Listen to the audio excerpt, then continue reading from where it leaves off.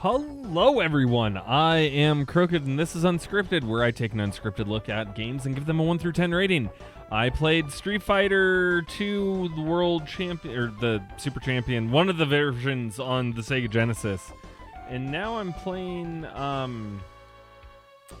Street Fighter 2 Hyper Fighting Turbo because, yeah, Super Nintendo version, right? So the Sega Genesis version got a really good score. The reason why it got a really good score is because, well, it's a great game. The only reason it got marked down is because of the sound, which if you listen to this, it's so good. It sounds so good. But, you know, let's see how it plays, because that kind of matters too. All right, hitting Zangief with the Hadoken. Yeah. I'm also going to be a bit better considering I can actually do things the proper way in this. I don't know why it wasn't working with my Sega Genesis playing, but, you know, that's fine. So, this game is so great. It feels so much like an arcade game, and it looks good, and it sounds good. It's going to be really interesting because, you know, it has all of the same praises that the Sega Genesis version had, but it doesn't have the downside that the Sega Genesis version has. Like, I could listen to this for so long. It sounds so good, and it's just so pretty to look at. In the gameplay, in case you didn't stick around for that, the gameplay on this is incredibly smooth and fluid, and the cool thing about Hyper Fighting Edition specifically, or Hyper Fighting Turbo Edition, you can actually increase the speed of a bunch of stuff on here. I have it set to a pretty slow speed because I didn't want it to be too extreme, but you can change it to a lot if you wanted to, and you can make these matches go pretty quick.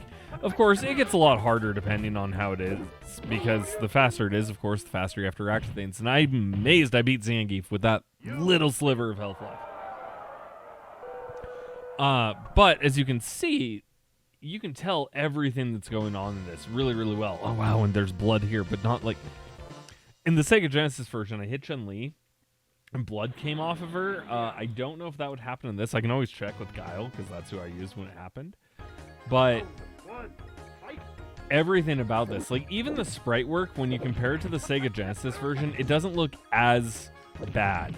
Dalsim is a little bit more pixelated than, say, Ken is, but on the Sega Genesis, everyone would look like a more pixelated version of Dalsim, and no one wants that.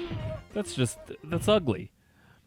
But it still holds up because it's such a good game. In terms of the controls, if you want to do something in this game, whether it be a Shoryuken, Tetsumaki Senpuken, one of the charge kicks, Dalsim's fire breath, anything in this game that you want to do, it's really not hard to do, and the controller allows you to do it promptly, and it's really responsive when it goes in, just like the Sega Genesis version. Like I said, other than an improvement on the graphics and overall the sound being so clear, I think it's because of the sound chip in the Sega Genesis itself, but it's so hard to even compare the two because the sound in this is so much more clear, and you can hear everything so clearly, and it's so smooth. I love it so much. I could praise the sound all day. But, you know, that's where we get the famous themes that everyone loves, like Guile's theme that people listen to all the time and became such a meme. You get it because of that clear sound. No one's going to go back to the Sega Genesis version and listen to it. There's a little bit more going on in general on the Super Nintendo version, I think, as well. Granted, I think this one may have came out a little bit later, so they have a little bit more tweaks to it. But it just seems like this is better overall. Now, people who don't know, the Sega Genesis is, I believe, technically a little bit behind the Super Nintendo in terms of tech. It's a bit older, so it kind of makes sense that it would be behind. But it really comes out in the games like this, where Street Fighter 2 on the Super Nintendo, you are getting an arcade experience every single time you play this game. Whereas if you're playing it on the Sega Genesis, there's going to be things that aren't as great. Like, you're going to hear the sound that I keep harping on, and you're just going to go, oh my god, I'm so sick of hearing that blown out speaker noise. It doesn't sound good. I don't want that in my game. But there's nothing you can complain about with Street Fighter 2.